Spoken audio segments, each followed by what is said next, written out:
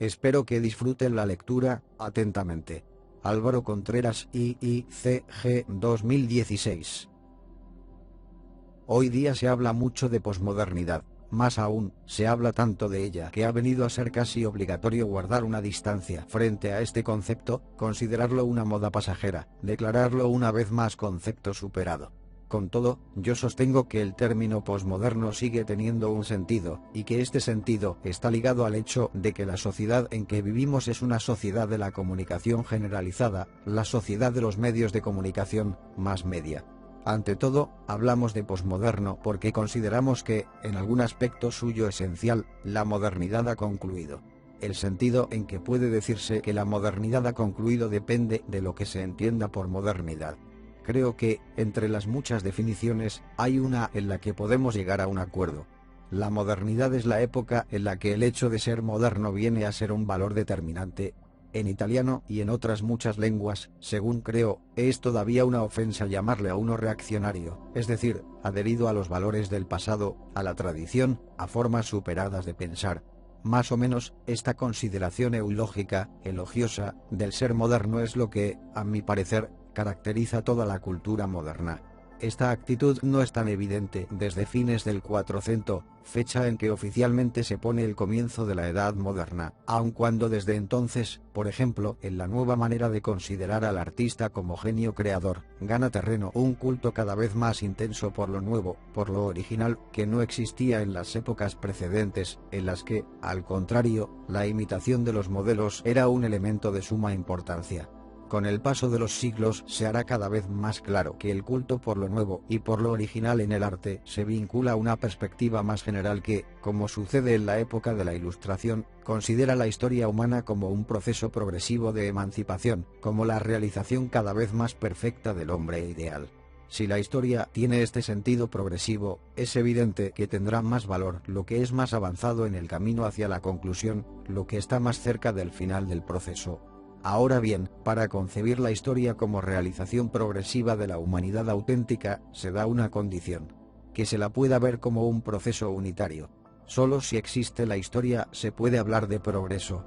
Pues bien, en la hipótesis que yo propongo, la modernidad deja de existir cuando, por múltiples razones, desaparece la posibilidad de seguir hablando de la historia como una entidad unitaria.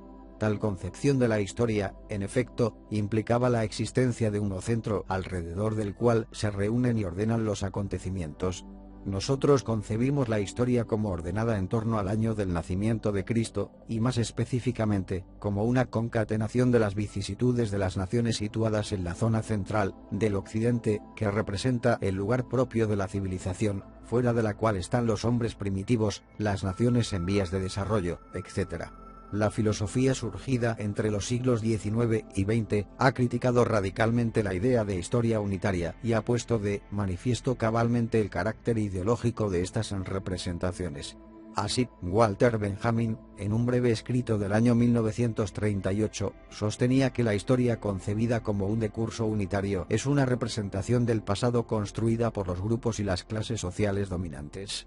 Que es, en efecto, lo que se transmite del pasado. No todo lo que ha acontecido, sino solo lo que parece relevante. Por ejemplo, en la escuela aprendimos muchas fechas de batallas, tratados de paz, incluso revoluciones, pero nunca nos contaron las transformaciones en el modo de alimentarse, en el modo de vivir la sensualidad o cosas por el estilo. Y así, las cosas de que habla la historia son las vicisitudes de la gente que cuenta, de los nobles, de los soberanos y de la burguesía cuando llega a ser clase poderosa. En cambio, los pobres e incluso los aspectos de la vida que se consideraban bajos no hacen historia. Si se desarrollan observaciones como estas, siguiendo un camino iniciado por Marx y por Nietzsche, antes que por Benjamin, se llega a disolver la idea de historia entendida como decurso unitario.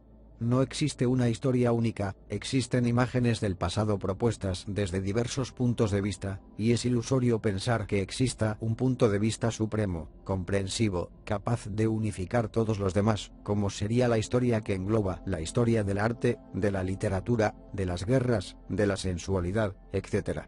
La crisis de la idea de la historia lleva consigo la crisis de la idea de progreso. Si no hay un decurso unitario de las vicisitudes humanas, no se podrá ni siquiera sostener que avanzan hacia un fin, que realizan un plan racional de mejora, de educación, de emancipación. Por lo demás, el fin que la modernidad pensaba que dirigía el curso de los acontecimientos era también una representación proyectada desde el punto de vista de un cierto ideal del hombre. Filósofos de la Ilustración, Hegel, Marx, positivistas, historicistas de todo tipo, pensaban más o menos todos ellos del mismo modo que el sentido de la historia era la realización de la civilización, es decir, de la forma del hombre europeo moderno. Como la historia se concibe unitariamente a partir solo de un punto de vista determinado que se pone en el centro, bien sea la venida de Cristo o el Sacro Romano Imperio, etc., así también el progreso se concibe solo asumiendo como criterio un determinado ideal del hombre. Sin embargo, habida cuenta que en la modernidad este ideal ha sido siempre el del hombre moderno europeo, como diciendo: nosotros los europeos somos la mejor forma de humanidad. Todo el decurso de la historia se ordena según se realice más o menos completamente este modelo supremo. Teniendo todo esto en cuenta, se comprende también que la crisis actual de la concepción unitaria de la historia, la consiguiente crisis de la idea de progreso y el ocaso de la modernidad no son solamente acontecimientos determinados por transformaciones teóricas, por las críticas que el historicismo decimonónico, idealista, positivista, marxista, etc., ha padecido en el plano de las ideas. Ha sucedido algo mucho mayor y muy distinto. Los pueblos primitivos, los así llamados, colonizados por los europeos en nombre del buen derecho de la civilización superior y más desarrollada, se han revelado y han vuelto problemática de hecho una historia unitaria, centralizada.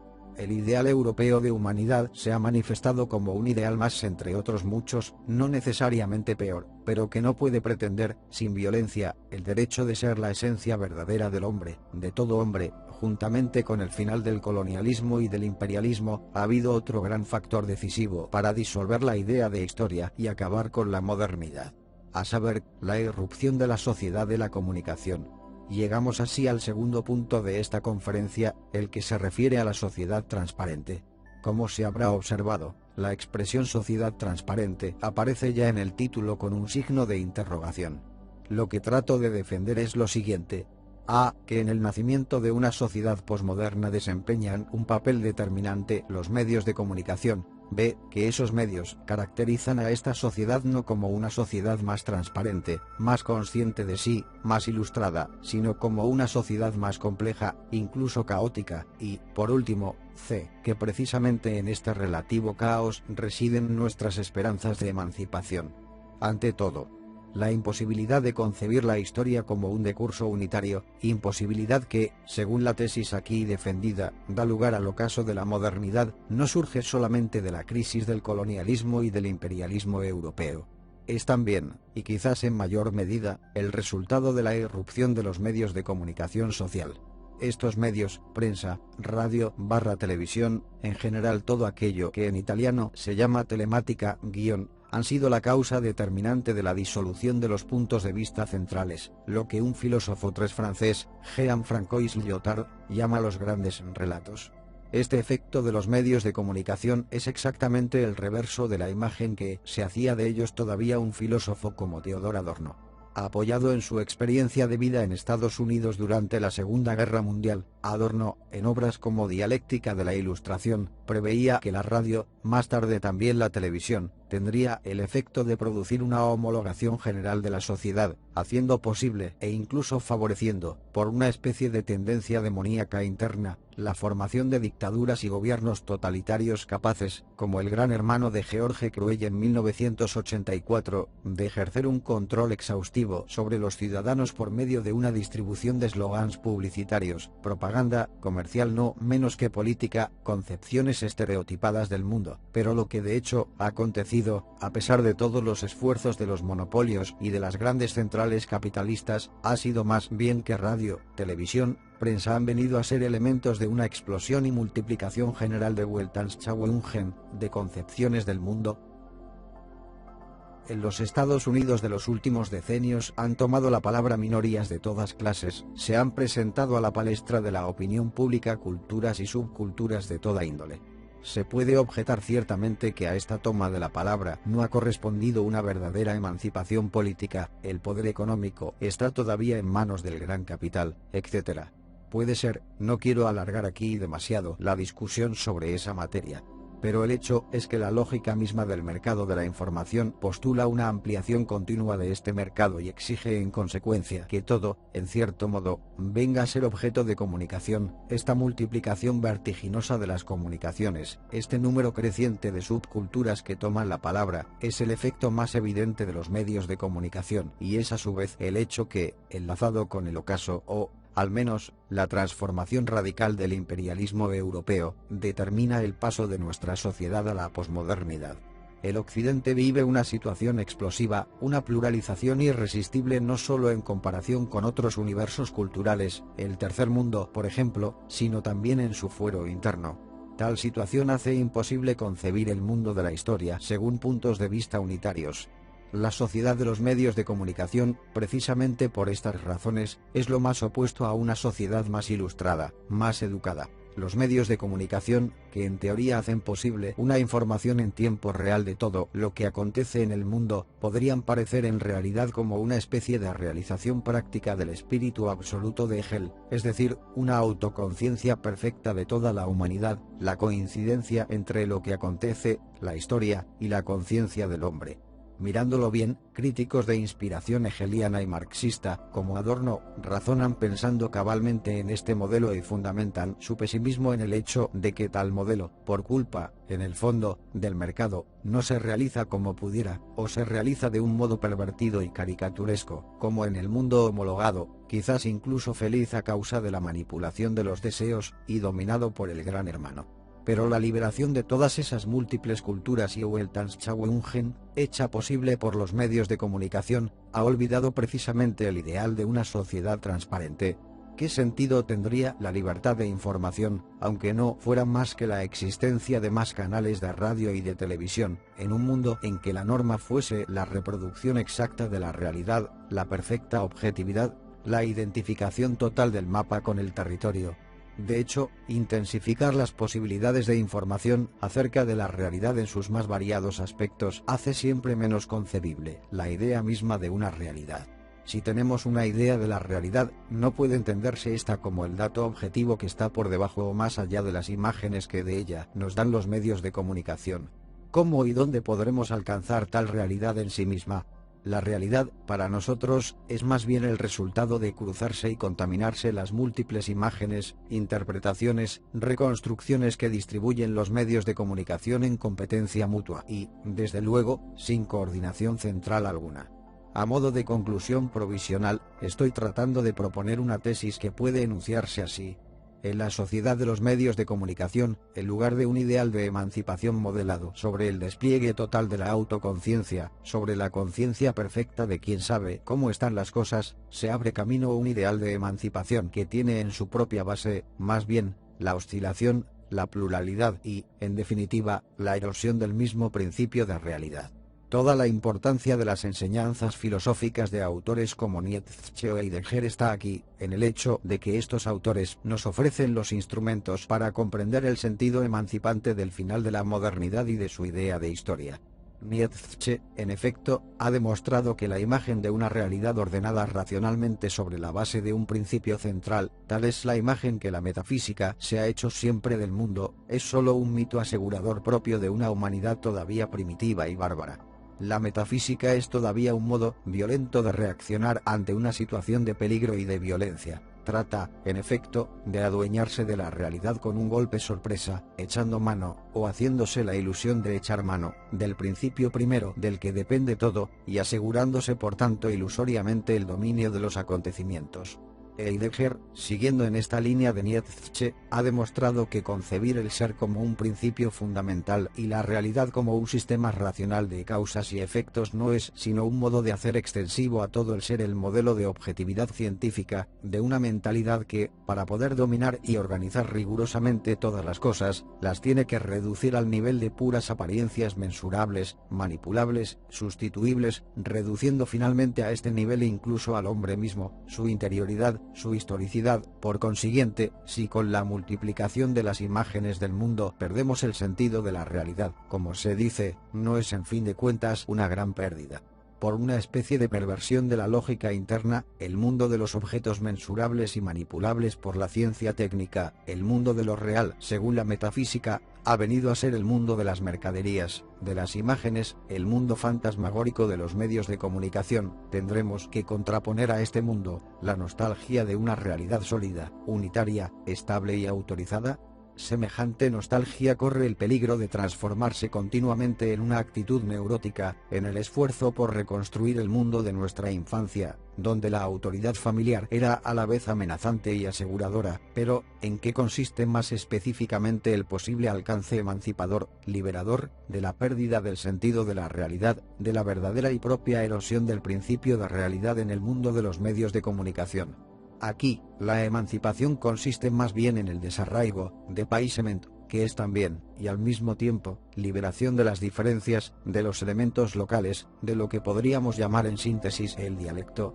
Una vez desaparecida la idea de una racionalidad central de la historia, el mundo de la comunicación generalizada estalla como una multiplicidad de racionalidades locales, minorías étnicas, sexuales, religiosas, culturales o estéticas, como los punk por ejemplo, que toman la palabra y dejan de ser finalmente acallados y reprimidos por la idea de que solo existe una forma de humanidad verdadera digna de realizarse, con menoscabo de todas las peculiaridades, de todas las individualidades limitadas, efímeras, contingentes. Dicho sea de paso, este proceso de liberación de las diferencias no es necesariamente el abandono de toda regla, la manifestación irracional de la espontaneidad. También los dialectos tienen una gramática y una sintaxis, más aún, no descubren la propia gramática hasta que adquieren dignidad y visibilidad. La liberación de las diversidades es un acto por el cual éstas toman la palabra, se presentan, es decir, se ponen en forma de manera que pueden hacerse reconocer, algo totalmente distinto de una manifestación irracional de la espontaneidad. El efecto emancipante de la liberación de las racionalidades locales no es, sin embargo, solamente garantizar a cada uno una posibilidad más completa de reconocimiento y de autenticidad, como si la emancipación consistiese en manifestar finalmente lo que cada uno es de verdad: negro, mujer, homosexual, protestante, etc. La causa emancipante de la liberación de las diferencias y de los dialectos consiste más bien en el compendioso efecto de desarraigo que acompaña al primer efecto de identificación. Si, en fin de cuentas, hablo mi dialecto en un mundo de dialectos, seré también consciente de que no es la única lengua, sino cabalmente un dialecto más entre otros muchos. Si profeso mi sistema de valores, religiosos, estéticos, políticos, étnicos, en este mundo de culturas plurales, tendré también una conciencia aguda de la historicidad, contingencia, limitación de todos estos sistemas, comenzando por el mío. Es lo que Nietzsche, en una página de la Gaia Ciencia, llama continuar soñando sabiendo que estoy soñando. ¿Es posible algo por el estilo? La esencia de lo que Nietzsche llamó el superhombre, el Übermensch, está aquí plenamente. Y es el cometido que él asigna a la humanidad del futuro, precisamente en el mundo de la comunicación intensificada. Un ejemplo de lo que significa el efecto emancipante de la confusión de los dialectos se puede encontrar en la descripción de la experiencia estética que da Wilhelm Dilthey. Dilthey piensa que el encuentro con la obra de arte, como, por lo demás, el mismo conocimiento de la historia, es un modo de hacer experiencia, con la imaginación, de otras formas de existencia, de otros modos de vida diversos de aquel en el que de hecho nos deslizamos en nuestra vida concreta de cada día. Cada uno de nosotros, a medida que vamos madurando, restringimos los propios horizontes de la vida, nos especializamos, nos cerramos dentro de una esfera determinada de afectos, intereses, conocimientos. La experiencia estética nos hace vivir otros mundos posibles, mostrándonos así también la contingencia, en relatividad, finitud del mundo dentro del cual estamos encerrados. En la sociedad de la comunicación generalizada y de la pluralidad de culturas, el encuentro con otros mundos y formas de vida es quizás menos imaginario de lo que era para Dilthey. Las otras posibilidades de existencia se llevan a efecto bajo nuestros ojos, son aquellas que están representadas por los múltiples dialectos, y también por los universos culturales que nos hacen accesibles la antropología y la etnología. Vivir en este mundo múltiple significa hacer experiencia de la libertad entendida como oscilación continua entre pertenencia y desasimiento. Se trata de una libertad problemática, no solo porque este efecto de los medios no está garantizado, es solamente una posibilidad que se ha de reconocer y cultivar. Los medios pueden también ser, siempre, la voz del gran hermano, o de la banalidad estereotipada, del vacío de significado, sino también porque nosotros mismos no sabemos todavía demasiado bien qué fisonomía tiene. Nos cuesta trabajo concebir esta oscilación como libertad. La nostalgia de los horizontes cerrados, amenazantes y, a la vez, aseguradores sigue todavía arraigada en nosotros como individuos y como sociedad. Filósofos nihilistas como Nietzsche o Heidegger, mostrándonos que el ser no coincide necesariamente con lo que es estable, fijo, permanente, que tiene algo que ver más bien con el acontecimiento, el consenso, el diálogo, la interpretación, se esfuerzan por hacernos capaces de captar esta experiencia de oscilación del mundo posmoderno como oportunidad de un nuevo modo de ser, quizás, por fin, humanos. Espero que hayan comprendido bien el texto. Este es Álvaro Contreras quien se despide. Buenas noches.